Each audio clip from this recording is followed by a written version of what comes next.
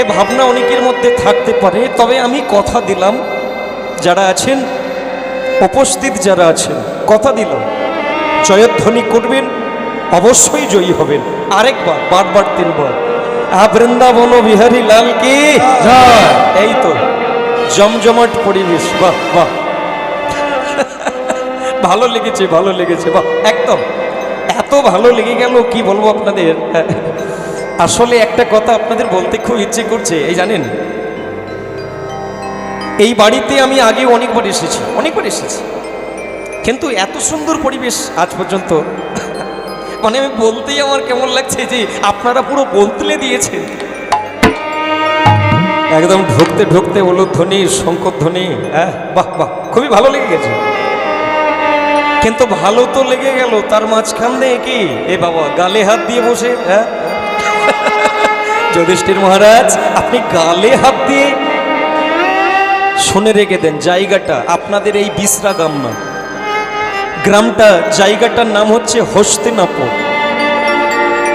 আর ওই হস্তিনাপুরে যিনি পঞ্চ পাণ্ডবের বড়দা, যার নাম হচ্ছে যুধিষ্ঠির মহারাজ, আর সেই যুধিষ্ঠির মহারাজ গালে হাত দিয়ে বসে আছে। ভগবান কৃষ্ণ রাজপ্রাসাদে প্রবেশ করছে। তো কৃষ্ণ প্রবেশ করতে গিয়ে দেখে বলছে, যুধিষ্ঠির মহারাজ আপনি গালে হাত দিয়ে, কি ব্যাপার, কিছু বলবেন নাকি? যুধিষ্ঠির মহারাজ বলে উঠেছে, শ্রীকৃষ্ণ হে যদুপতি, হ্যাঁ বলবো বলবো, আসলে অনেক দিন থেকে ভেতরে অনেক কথা আছে, বলতে পারি না। কেন পারি না? আসলে ভালো জায়গা পাই না। কিন্তু আজকে আমার দেখে মনে হয় এত ভালো জায়গা আর পাবো না, তাই চালু করব, আজকেই বলবো। হ্যাঁ বলবোটাকে শুনতে হবে। হে কৃষ্ণ হে যদুপতি, এই আমার ভেতরে একটি প্রশ্ন আছে গো, শুনবে? তবে শোনো। কৃষ্ণ বলে উঠেছে, মহারাজ যুধিষ্ঠির আপনি তাহলে বলুন, আপনি কি বলতে চাচ্ছেন? তা যদুপতি শুনবেন যখন, তাহলে শুনে নেন। এই আপনার মুখ থেকে শুনেছি, মুখ থেকে, আপনার বদন থেকে শুনেছি যে এই যে যুগটা চলছে এটার নাম হচ্ছে দাপর যুগ। এরপরে আরেকটি যুগ আসছে যার নাম হচ্ছে কলি যুগ। শ্রীকৃষ্ণ হে যদুপতি, আমার খুব জানতে ইচ্ছে করছে গো, ওই কলি যুগে মানুষ কেমন হবে?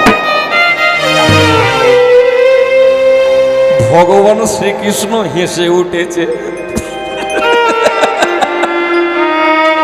মানে কি বলবো মহারাজ, মহারাজ এই প্রণাম প্রণাম দাদা, এই শুনে রেখে দেন, পৃথিবীতে কৃষ্ণকে পেলে মাথা নত করে টাকা চাই, গাড়ি চাই, সম্পদ চাই। হ্যাঁ আছে আছে, পৃথিবীতে অনেক মানুষ আছে গো যারা কৃষ্ণকে পেয়ে ঘর বাড়ি চায়, ঐশ্বর্য চাই, টাকার বিছানায় শুতে চায়, কিন্তু ঘুম কেউ চায় না। এই ভালো লাগলো আপনার প্রশ্নটা শুনে, যে এরকম প্রশ্ন কেউ কোনোদিন করে না যে কলিকালে মানুষ কেমন হবে। খুশি হলাম, খুশি হলাম। দ্বিতীয় পাণ্ডব যার নাম ভীম, ভীমের দিকে তাকিয়ে আছেন ভগবান শ্রীকৃষ্ণ। যদু এই যে ভীম, আপনি কিছু বলবেন? তা ভীম বলে উঠেছে, দেখেন যদুপতি, সুযোগ পেলে ছাড়বেটাকে। আসলে আপনি প্রতিদিনই আসেন, কিন্তু মিষ্টির প্যাকেট রোজ নিয়ে আসেন না। আজকে যখন এনেছেন খাবো না কেন, চালু করে দেব। আজকে আমার জীবনের প্রশ্নটা আলাদা যদুপতি, আমি জানতে চাই। আরে বলুন বলুন, কি জানতে চাই? বলবো বলবো, আমি জানতে চাই কলিকালে ধর্ম কেমন হয়।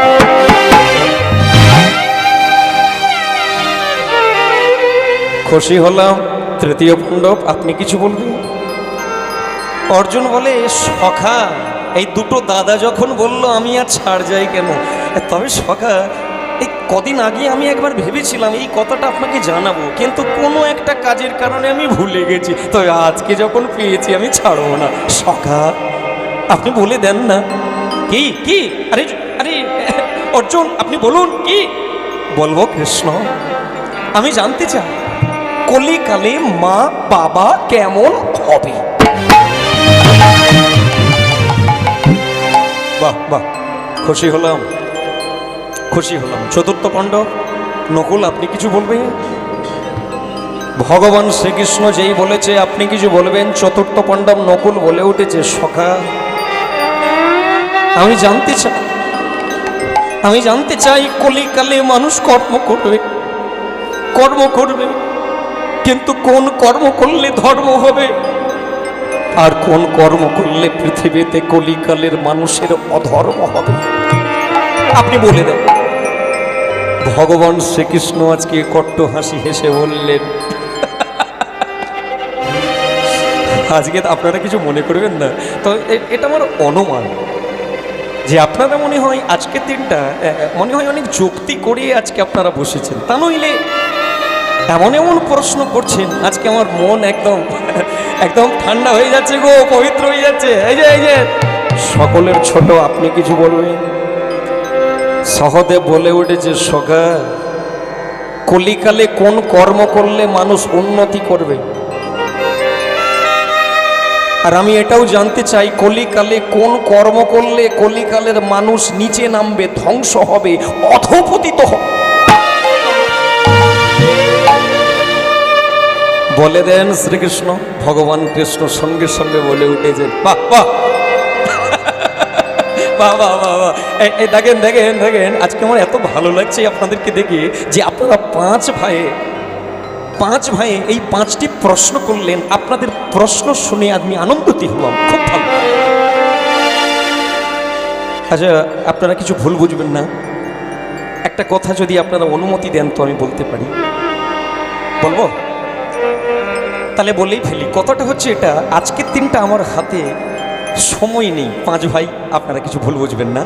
আমি কথা দিলাম আপনাদের 5 ভাইয়ের 5টি প্রশ্নের উত্তর আমি দিয়ে দিব, তবে আজকে না, আগামীকাল বিকেল বেলা আমি আবার আপনাদের প্রাসাদে আসব, আর আগামীকাল বিকেল বেলা এই প্রাসাদে এসে আপনাদের 5 ভাইয়ের 5টি প্রশ্নের উত্তর ওই আগামীকালের বিকেলে আপনারা পেয়ে যাবেন। তবে এটা ভাববেন না যে আমি আপনাদের প্রশ্নের উত্তরটা জানি না বলে হয়তো পড়াশোনা করিয়ে সে আপনাদের বলবো, এ ভুল বুঝবেন না। হ্যাঁ, ইচ্ছে আছে আমার এক্ষুনি দিয়ে দিই, কিন্তু আমার হাতের সময় নেই। তবে আপনাদের একটা কাজ করতে হবে, কি ওটা আমার শর্ত, আগামীকাল সকালবেলা যখন সূর্য উঠবে, ওই সূর্য ওঠার আগে আপনাদের 5 ভাইকে 5টি আলাদা আলাদা রাস্তা দিয়ে হাঁটতে হবে। হ্যাঁ, আলাদা আলাদা রাস্তা। আর হেঁটে যেতে যেতে যদি কোনো কিছু চোখে পড়ে যে জীবনে ওই জিনিসটা কোনোদিন দেখেন না, আগাবেন না, ফিরে আসবেন। বিকেলবেলা আমি আসলে আমাকে জিজ্ঞাসা করবেন কি দেখেছি। ভীম সঙ্গে সঙ্গে বলে উঠেছে, দাদা দাদা দাঁড়ান দাদা, কথা দেবেন না। আপনি বড় দাদা হতে পারেন, কিন্তু মাঝে মধ্যে ভাইদের কথাও শুনতে হয়। আপনি জানেন না এ লোকটা ভালো লোক না, এ কদিন ধরে ঘরে আসছে, কয়েকটা বছর আসছে, সঙ্গে থাকছে, ও দেখছে একসাথে খাই, এক বিছানায় ঘুমায়। দাদা আলাদা হতে কেন বলছে, তুমি এর মানে কারিগরি বুঝতে পারো না। আসলে কৃষ্ণ আমাদের 5 ভাইকে আলাদা করতে বলছে, আলাদা হয়ে যেতে বলছে, আমাদের সংসার ভাঙতে চাচ্ছে। ভগবান শ্রীকৃষ্ণ বলে, ঘন্টা খানেকের জন্য যদি কেউ আলাদা রাস্তায় হাঁটে, আর যাই হোক সংসার ভাঙিয়ে।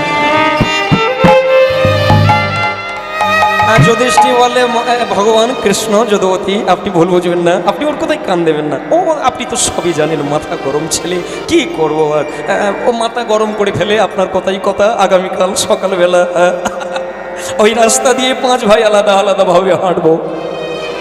ভগবান শ্রীকৃষ্ণ চলে গেলেন।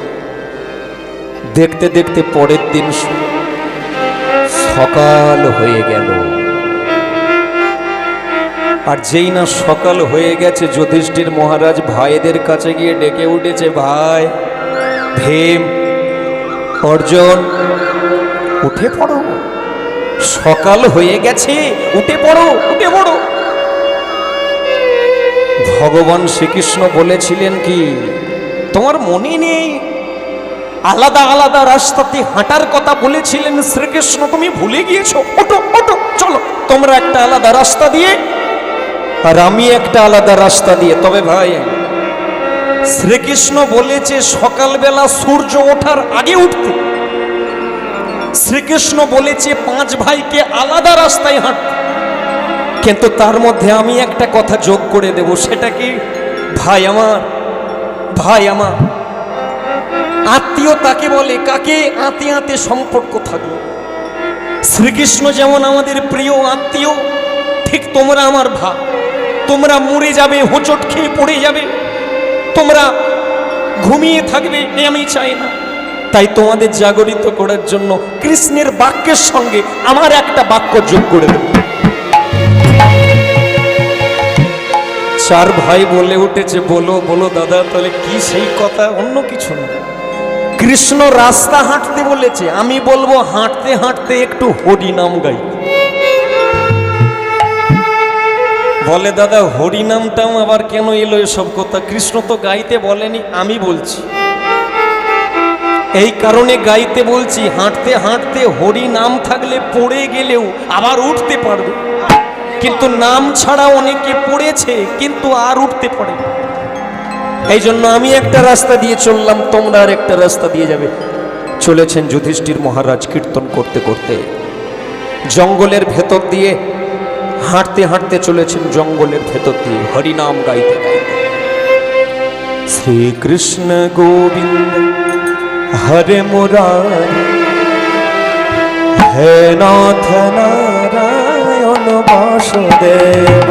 শ্রীকৃষ্ণ গোবিন্দ হরে মুরারি, হে নাথ নারায়ণ বাসুদেব। সবাই মিলে শ্রীকৃষ্ণ গোবিন্দ হরে মুরারি, হে নাথ নারায়ণ বাসুদেব।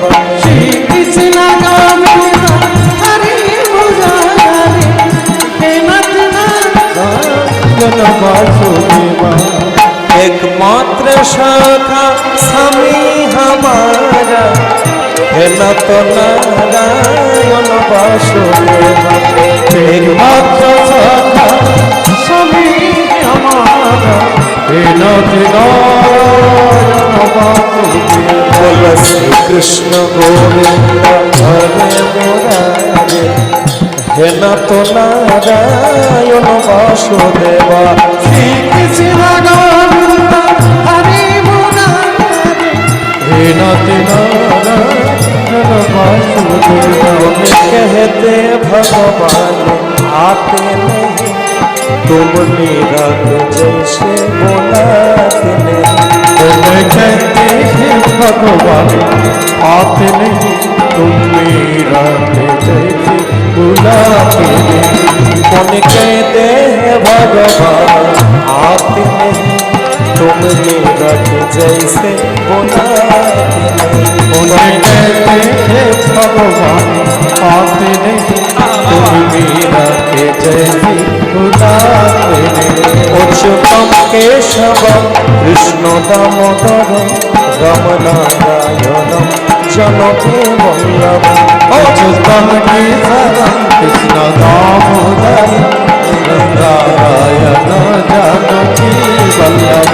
कौन कहते हैं भगवान आते नहीं, फिर शब्द के जैसे खिलाते। तुम कहते हैं भगवान आते नहीं, तुम सबरे के जैसे बुलाता नहीं। कौन कहते हैं भगवान आते नहीं, फिर शब्द के जैसे खिलाते।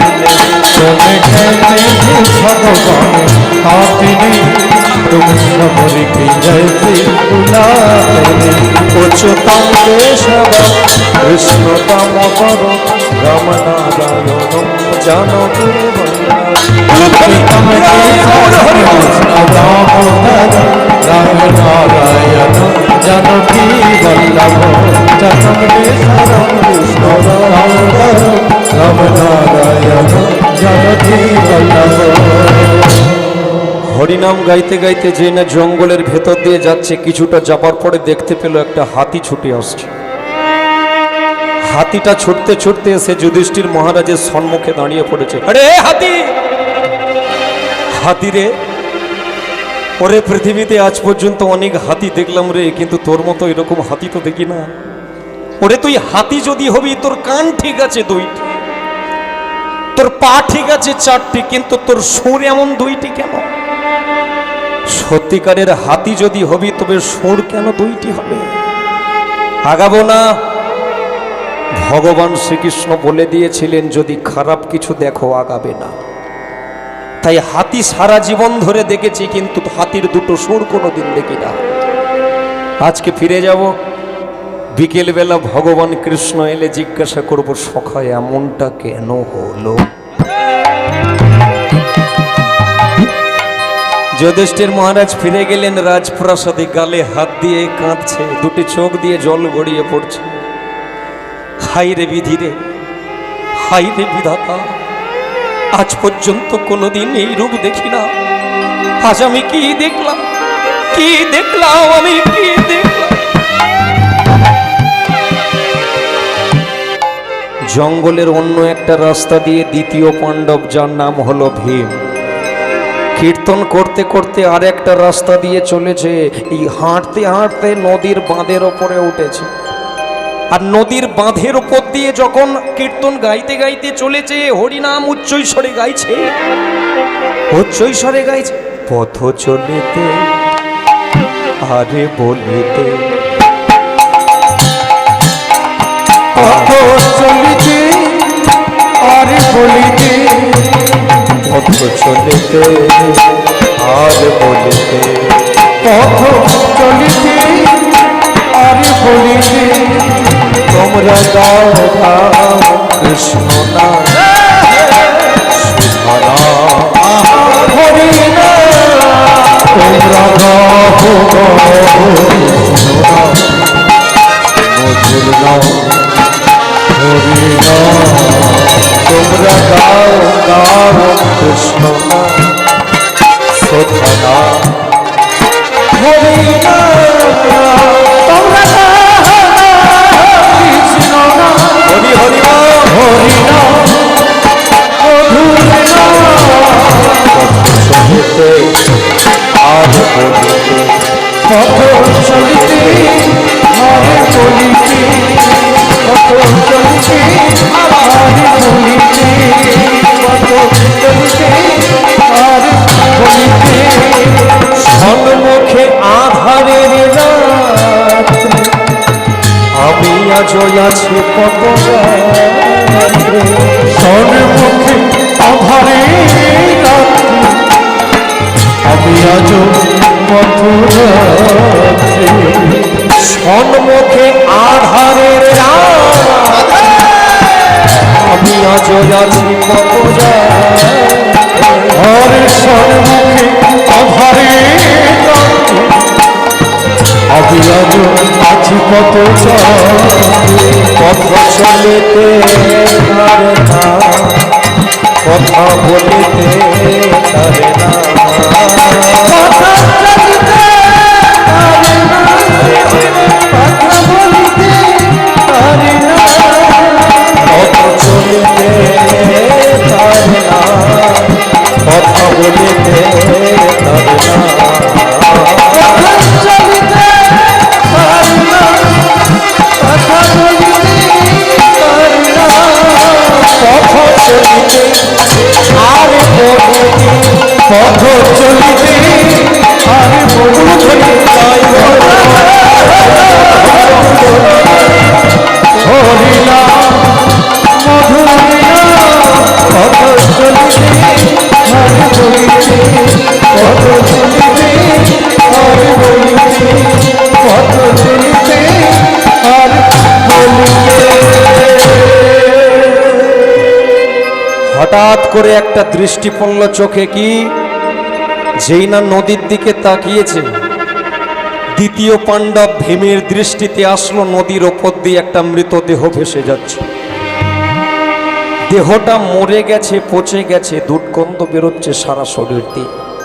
ওই পচা গলা দুর্গন্ধের ওপরে একটা পাখি বসে আছে। আহারে, বাহ বাহ বাহ, কি সুন্দর দেখতে পাখিটা। যাই আর একটু সামনে গিয়ে দেখি। এক পা করে যেই না সম্মুখে গিয়ে দাঁড়িয়েছে, দেখতে পেয়েছে পাখির দুটো ডানার মধ্যে কৃষ্ণ নাম লেখা। ওরে পাখি রে, তো ডানাতে কৃষ্ণ নাম লেখা, তাহলে তুই তো কৃষ্ণ ভক্ত। আর কৃষ্ণ ভক্ত যদি তুই হবি, এমন করে পচা গলা দুর্গন্ধ মাংস পিণ্ডের উপরে বসে আছিস কেন? এটা তো তোর জায়গা না। কৃষ্ণ ভক্ত কোনোদিন পচা গলা দুর্গন্ধ মাংস পিণ্ডের উপরে বসে খাবার খায় না। পচা মাংস খাচ্ছিস কেন?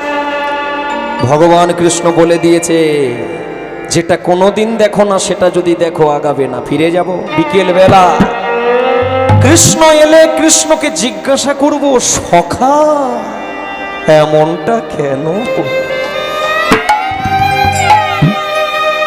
রাজপ্রাসাদে ফিরে পড়েছে, দুই ভাই রাজপ্রাসাদে ফিরে পড়ল। তৃতীয় পাণ্ডব, যার নাম হচ্ছে অর্জুন।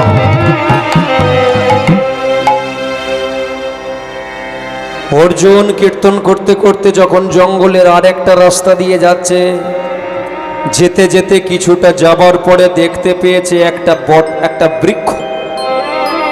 ওই বৃক্ষের মধ্যে দড়ি দিয়ে একটা গাভী মাতাকে বাঁধা আছে। আহারে, বাহ বাহ, অপূর্ব সুন্দর দেখতে, একদম সফেদ রঙের, সাদা রঙের গাভী। যাই একটু সামনে দাঁড়িয়ে ওই গাভী মাতাকে একটু প্রণাম করে আসে। সামনে গিয়ে যেই না দাঁড়িয়েছে, দেখছে গাভী মাতা একটা বাছুরকে প্রসব করল।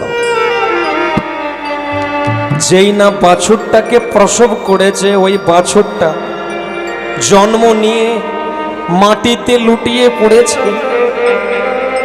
গাভী মাতা জীব দিয়ে বাছুরের গাটাকে চাটছে, একটু একটু করে লেহ। গাছের সম্মুখে গিয়ে গাভী মাতার কাছে গিয়ে দেখলো যে গাভী মাতা বাছুরটাকে প্রসব করেছে। ওই বাছুরটার গাটাকে জীব দিয়ে চাটছে কে? গাভী মাতা। অর্জুন দূর থেকে মনে মনে ভাবছে, বাবা বাবা গো, এটাই তো দরকার গো। এর নাম কি? প্রেম। এর নাম হচ্ছে ভালোবাসা। মা সন্তানকে জন্ম দিয়ে, মা যেমন ছেলেকে কোলে নিয়ে চুম্বন করে, আজকে গাভী মাতা বাছুরকে জন্ম দিয়ে তার শরীরটাকে জীব দিয়ে চাটছে। দেখতে ভালো লাগছে, বাহ বাহ, অপূর্ব সুন্দর লাগছে। কিছুক্ষণ পরে দেখতে পাওয়া গেল, যার গাটা চাটছিল বাছুরের গাটা শুকিয়ে গেছে। আর গাটা শুকিয়ে যাবার পরে লোমগুলো একটু একটু করে ওই জীবের সঙ্গে উঠে আসছে। কিন্তু গাভী মাতা তো লক্ষ্য করে না যে আমার বাছার গা থেকে লোম ছেড়ে আসছে। তবু মা ভালোবাসা দান করছে। এই ভালোবাসতে বাসতে বাসতে বাসতে, হে ভক্তমণ্ডলী মায়েরা, অর্জুন দেখতে পেয়েছে বাছুরের শরীর থেকে রক্ত পড়ছে। রক্তপাত হতে হতে বাছুরটা মরে গিয়েছে।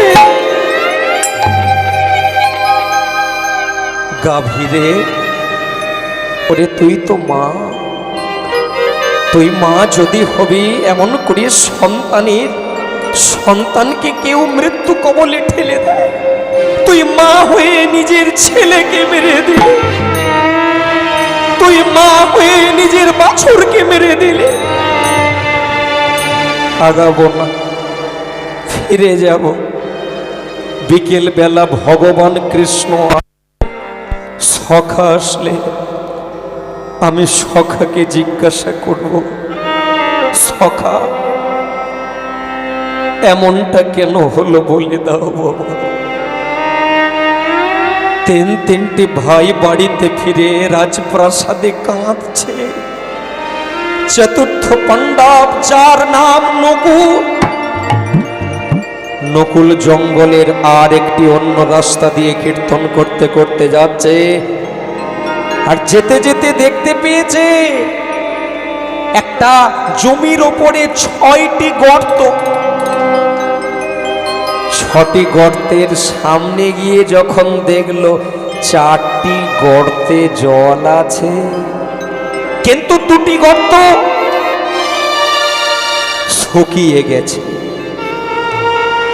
যদি বৃষ্টি হয় তাহলে 6টি গর্তই তো ভরে যাওয়ার কথা, আর যদি খরা হয় তাহলে 6টি গর্ত শুকিয়ে যাওয়ার কথা। তাহলে 4টিতে জল আছে, 2টো গর্ত শুকিয়ে গেল কেন? নিশ্চয়ই কোনো গন্ডগোল আছে, আগাবো না, ফিরে যাব।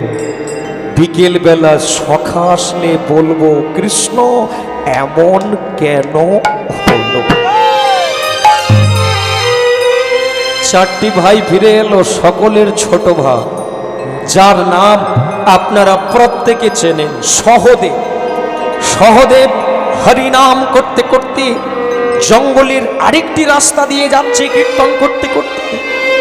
আর কীর্তন গাইতে গাইতে হঠাৎ করে দেখতে পেয়েছে একটা পাহাড়ের চূড়া থেকে একটা পাথরের টুকরো পড়ছে। ওই পাথরের টুকরোটা পড়তে পড়তে পড়তে পড়তে মাটিতে পড়ল না, একটা ঘাসের ডগাতে পাথরটি আটকে গেল। ওরে পাথর রে, ওরে তুই উপর থেকে পড়লি কিন্তু মাটিকে ছুঁতে পারলি না, একটা ঘাস তোকে আটকে দিয়ে দিল। সহদেব মনে মনে ভাবছে এটা কোনোদিন হতে পারে না, নিশ্চয়ই কোনো গন্ডগোল আছে, ফিরে যাব, কৃষ্ণ এলে জিজ্ঞাসা করব, যদুপতি এমনটা কেন হলো? 5টি ভাই চোখের জলে ভেসে যাচ্ছে রাজপ্রাসাদে ফিরে গিয়ে। 5 জনে গালে হাত দিয়ে কি যেন চিন্তা করছে, ভাবছে। দেখতে দেখতে দুপুর নেমে গেল। দুপুর বেলা 5 ভাই কেউ কিচ্ছু খায়নি। খিদে লাগছে কিন্তু খায়নি, শুধু চোখ দিয়ে জল গড়িয়ে পড়ছে। 5টি ভাই কাঁদছে চোখের জলে। দুপুরটা পার হয়ে যখন বিকেল নামলো, ওই বিকেলের পড়ন্ত বেলায় আসছেন যদুপতি। হেন বেলা প্রাণ গোবিন্দ, নিতাই গৌর হরিব গোয়াইল কথা। হেন বেলা প্রাণ গোবিন্দ আইল তথা। হেন বেলা প্রাণ গোবিন্দ।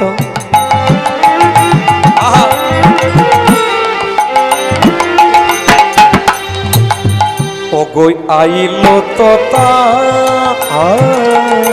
হেন বেলায় প্রাণ গোবিন্দ আইল তথা। উলুধ্বনি শঙ্খধ্বনি। হে ভক্তমণ্ডলী মায়েরা, কমিটি থেকে মানা আছে নাকি? না না, উলুধ্বনির কথা বলছি। এই দেখুন, আপনারা চালু করলেন কেন? এরা আমি ভুল বুঝছি, এনারা ভুল বুঝছে। আমি বলছি হস্তিনাপুরের মায়েদেরকে, যে 5 ভাই কাঁদছে বলে আপনারা কি উলু বন্ধ করে দিয়েছে? তবে আপনারাও যদি দিতে থাকুন আপত্তি কিছু নেই, নিশ্চয়ই কিছু পাবে, চালু করে দেয়। উলুধ্বনি হরিধ্বনি করিল সবার। উলুধ্বনি হরিধ্বনি করিল সবার। হেন বেলা প্রাণ গোবিন্দ আইল তথা। হেন বেলায় সবাই মিলে বাহু তুলে উত্তোলন করে নিতাই গৌর হরিব তথা। হেন বেলায় প্রাণ গোবিন্দ আইল তথা। হেন বেলায় প্রাণ গোবিন্দ। বৃন্দাবন বিহারী লাল কি। বাহ বাহ বাহ বাহ। এই যে যারা যারা আজকে উলুধ্বনি করলেন, যারা শঙ্করধ্বনি করলেন, এই যে ভালো থাকুন, ভালো থাকুন, আয়ুষ্মান ভব, আপনাদের আয়ু বৃদ্ধি পাক। এই যে কথাটা আপনাদের আবার বলবো, সেটা কি আমি কয়েকদিন আসছি, কয়েক বছর আসছি, কিন্তু আজকের পরিবেশ আরো একটু আলাদা। আজকে যেন উলুধ্বনির মাত্রা আরো বেড়ে গেল গো। বাহ বাহ বাহ। এই এত সুন্দর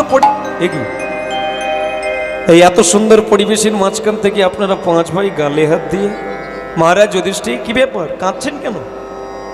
সেদিনে একা গালে হাত দিয়ে, মানে গতকাল, আজকে আবার 5 জনেই গালে হাত, কে কাঁদছেন কেন? কিছু বলবেন? যুধিষ্ঠির মহারাজ উন্মাদের মতো ছুটতে গিয়ে কৃষ্ণের পায়ে পড়েছে। সখা, সখা, আজ পর্যন্ত আমি অনেক দিন ধরে হাতি দেখেছি, কিন্তু এমন একটা হাতি আজ পর্যন্ত দেখলাম না যার সোর 2টি। আপনি আমাকে বললেন রাস্তা হাঁটতে, আমি রাস্তা হেঁটে গেলাম, কিন্তু রাস্তা হেঁটে যেতে যেতে একটা হাতির 2টো সোর দেখলাম কেন? ভগবান কৃষ্ণ বলে, এই প্রশ্নটা আমি না, এটা আপনি করেছেন গতকাল আমাকে। ও মায়েরা, বাবা যারা আছেন একটু বলুন তো, বঙ্ক বিহারী কি? হ্যাঁ, যুধিষ্ঠির মহারাজ যে প্রশ্নটা করেছিল, ওই প্রশ্নটা আপনাদের মনে আছে কি? কি প্রশ্ন করেছিল? কলিকালের মানুষ কেমন হবে? ভগবান শ্রীকৃষ্ণ বলে উঠেছে, এই যে যুধিষ্ঠির মহারাজ, গতকাল কি ভেবেছিলেন আমি প্রশ্নের উত্তর জানি না? না, আমি জানি, কিন্তু আমি বলি না। কেন বলি না?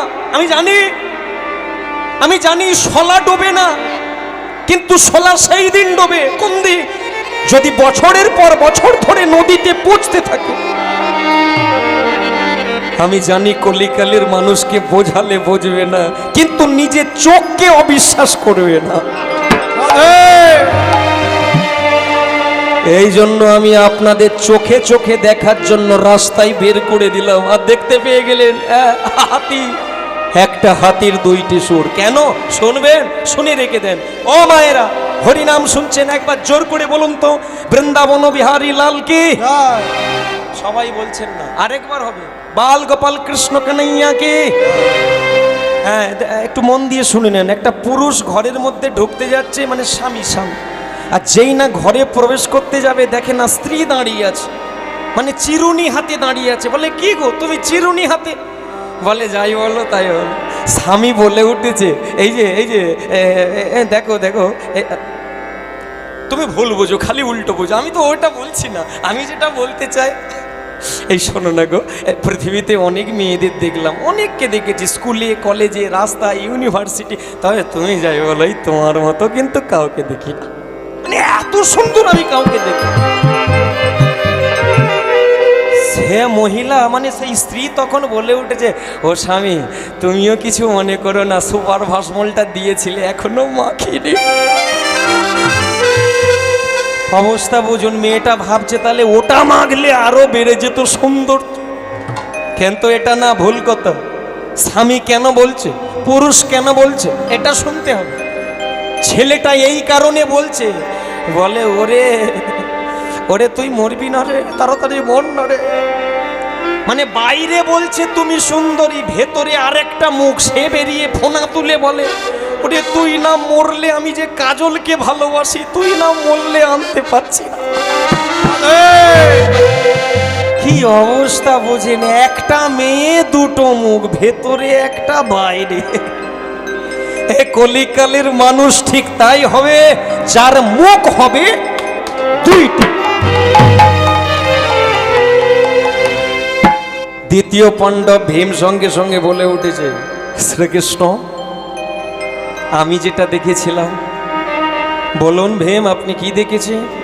কৃষ্ণ, আমি দেখলাম নদীর ওপর দিয়ে একটা মৃতদেহ ভেসে যাচ্ছে, ওই মৃতদেহটা পচে গেছে, গলে গেছে, দুর্গন্ধ বেরোচ্ছে। জানেন কৃষ্ণ, ও কৃষ্ণ, ওই ওই ওই মৃতদেহের ওপরে একটা পাখি বসে আছে। ও কৃষ্ণ, কৃষ্ণ, পাখিটা জাতা পাখি না, ডানায় কৃষ্ণ নাম লেখা, তার মানে কৃষ্ণ ভক্ত। কৃষ্ণ সখা, হে যদুপতি, ও যদি কৃষ্ণ ভক্ত হবে, আমি চোখে দেখলাম টুকরে টুকরে পচা মাংস খাচ্ছে, কেন খাচ্ছি? ভগবান শ্রীকৃষ্ণ বলে,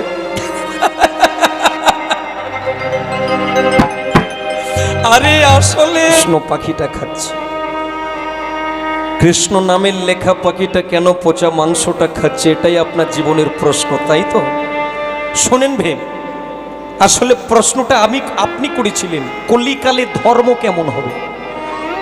আমি গতকাল বলিনি, কিন্তু আজকে আপনি নিজের চোখে দেখলেন কলিকালে ধর্মটা এরকম হবে। কিরকম দেখলে মনে হবে, ললাটে তিলক দেওয়া আছে, কণ্ঠে তুলসীর মালা আছে, লোকে দেখে সাধু ভাববে, বৈষ্ণব ভাববে, হ্যাঁ করবে, কিন্তু কণ্ঠের মালা নিয়ে, তিলক নিয়ে ভাঙা মন্দির পেলে মন্দিরেতে চাটা মিলে দিয়ে তাস খেলতেও ভুলে না।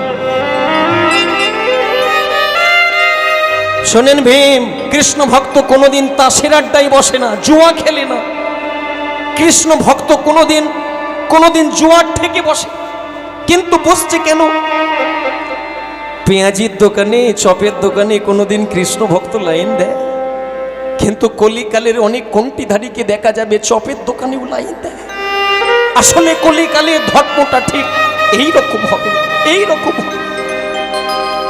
ভক্তমণ্ডলী মায়েরা, দুটো প্রশ্ন হয়ে গেল। 3 নম্বর ভাইটার নামটা কি ছিল? একদম ঠিক, অর্জুন।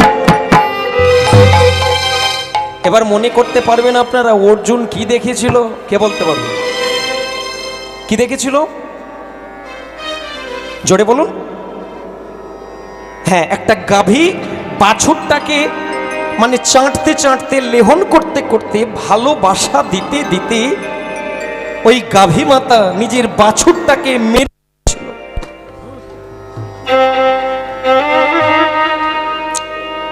বাছুরটাকে মেরে দিয়েছিল। এটা কি করে হয়?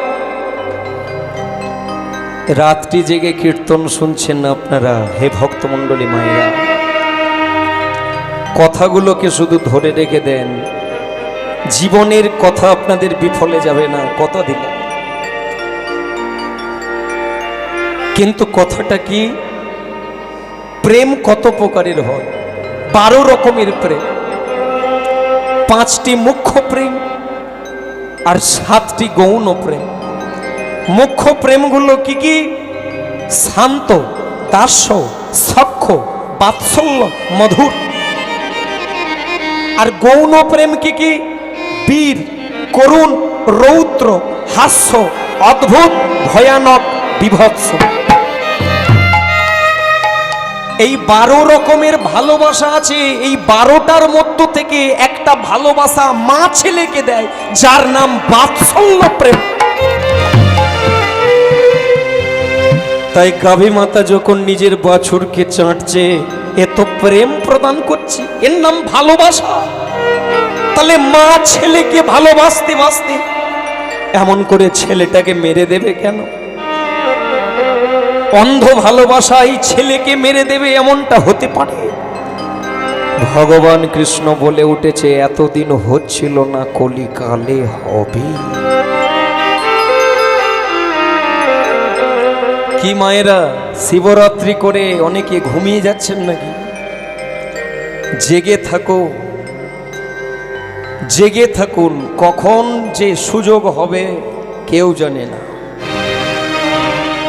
কলিকালের মা ছেলেকে বলে, খোকা, ওরে ওরে বিবেকানন্দটা এবারের পরীক্ষায় খুব ইম্পর্টেন্ট আছে রে, ভালো করে মুখস্থ করে রাখ। রচনা আসতে পারে বিবেকানন্দ, বিদ্যাসাগরটা ভালো করে মুখস্থ করে রাখ। বিদ্যাসাগরটা এবারে আরো বেশি ইম্পর্টেন্ট। রাত্রি জেগে মায়েরা ছেলেদেরকে শুধু মুখস্থ করতে বলে, কিন্তু পৃথিবীর খুব কম মা আছে যে ছেলেকে বলে, খোকারে, ওরে ওরে বিবেকানন্দ মুখস্থ করলে হবে না রে, ওরে বিদ্যাসাগর মুখস্থ করলে হয় না। শুধু জীবনে বিদ্যাসাগরের চরিত্রটাকে যদি ধরে রাখতে পারি, হ্যাঁ, পড়লে লেখাপড়া শিখলে রুটি রোজগার হয়। বিবেকানন্দ মুখস্থ করলে রুটি রোজগার হবে, কিন্তু তার চরিত্রটাকে ধরলে মানুষ হবে। একটা মাও ছেলেকে বলে না, শুধু খালি পড়তে বলে। পড়তে পড়তে পড়তে পড়তে ছেলে এত ভালো পড়াশোনা করেছে, কৃষ্ণ অনুরাগী ভক্তমণ্ডলী মায়েরা রাত্রি জেগে মা শুধু ছেলেকে পড়িয়ে গেল। কয়েকটা বছর কেটে গেল, ছেলে ভালো রেজাল্ট করলো, ভালো ডিগ্রি পেয়েছে, একটা ভালো চাকরিও পেয়ে গেল। কিন্তু চাকরিটা পাবার পরে মনে মনে ছেলে সিদ্ধান্ত নিল, ভারতে থাকলে টাকা কম, বিদেশে গেলে পয়সা বেশি পাবো।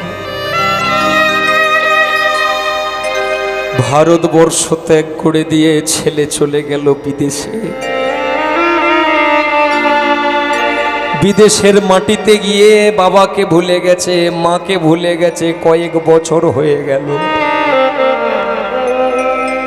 মা বলে ডাকে না, বাবা বলে ডাকে না। কয়েকটা বছর কেটে যাবার পরে বাবা মার বয়স হয়েছে। কয়েক বছর পরে পাড়ার কোনো ছেলের কাছ থেকে ফোন নিয়ে কথা বলছে। ফোন করেছে, খোকা, খোকা রে, ওরে তুই কি আর আসবি না? আয় না বাবা, একবার এসে দেখে যা, তোর বাবার শরীরটা ভালো নয় রে। দেখো মা, তোমরা ভুল বুঝো না, আসলে অনেক চাপের মধ্যে আছি। তোমার নাতিটার পরীক্ষা। নাতি, তুই বিয়ে করেছিস? আগে মা জানাতে পারি না, আসলে তাড়াহুড়ো করে নিয়েছি।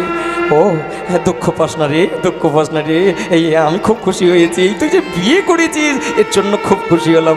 খোকা, ওই খোকা তাহলে বৌমাকে নিয়ে একবার আয়। দেখো মা, ওই যে কথাটা বললাম, এত চাপের মধ্যে আছি, আমি যেতে পারবো না।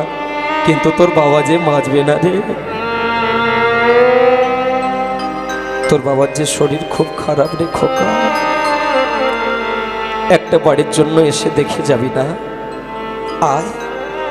দেখো মা, তোমরা ভুল বুঝো না, আসলে তোমরা জানো না হয়তো, পাড়ার সঙ্গে একটা যোগাযোগ আমাদের আছে। পাড়ার লোকের সঙ্গে আমাদের একটা কথা হয়, ওদেরকে বলে রেখেছি যদি কোনোদিন কিছু একটা হয়ে যায়, মানে বাবা যদি মারা যায়, ওরা সৎকার করে দেয়। খোকা, তুই বললি কি রে? ওরে ওরে, আজকে কি কথা শোনালি তো?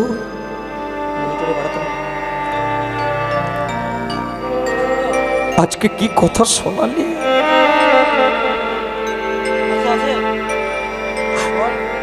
আজ তুই কি শোনালি রে? স্বামীর দিকে তাকিয়ে তাকিয়ে বলে উঠেছে, শুনতে পেলে গো, সারাটা জীবন ধরে যাকে জীবন দিয়ে গেলাম,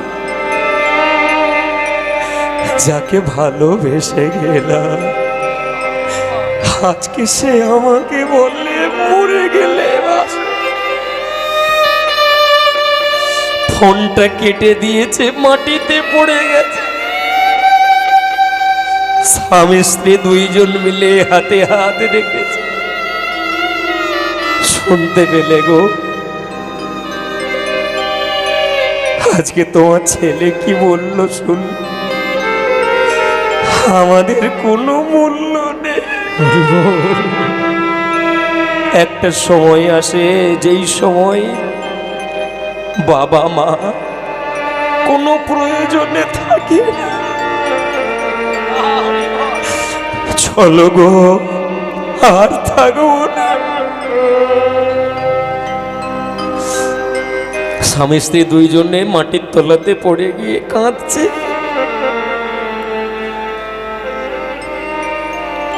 এই কথাটা বলতে গেলে একজনের একটা গান মনে পড়ে যায় গো বাবা। আমাদের ভারতরত্ন পেয়েছেন, কয়েকদিন আগে মারা গেছে, যার নাম মান্না দে শ্রদ্ধেয়। যখন এমন হয় জীবনটা মনে হয় ব্যর্থ আবর্জনা,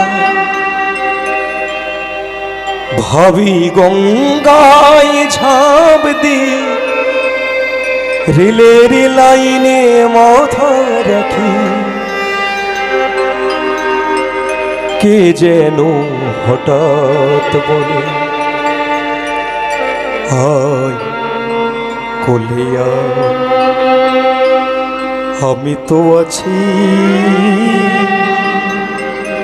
ভুললে ডাকি মা গো, সে কি তুমি, সে কি তুমি, যখন এমন হয়। বাবা মা একটা সময় প্রয়োজন ফুরিয়ে যায় গো, তখন কেউ আর মা বলে ডাকে না, কেউ বাবা বলে ডাকে না। যারা যারা এমন বাবা মা যদি কেউ আসলে থেকে থাকেন গো, মা কাঁদার জন্য বলি না, আপনারা যে চোখের জল ফেলাবেন আমি চাই না, কিন্তু জানানো দরকার, জানানো দরকার।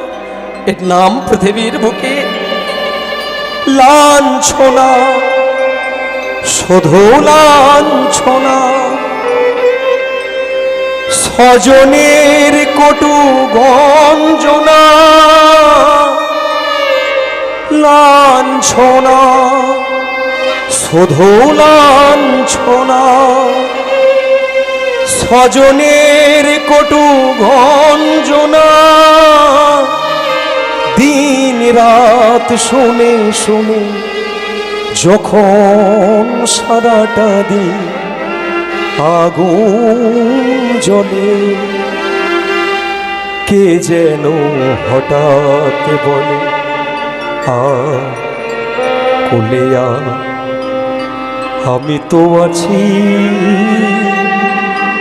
ভুললে ডাকি মা গো, সে কি তুমি,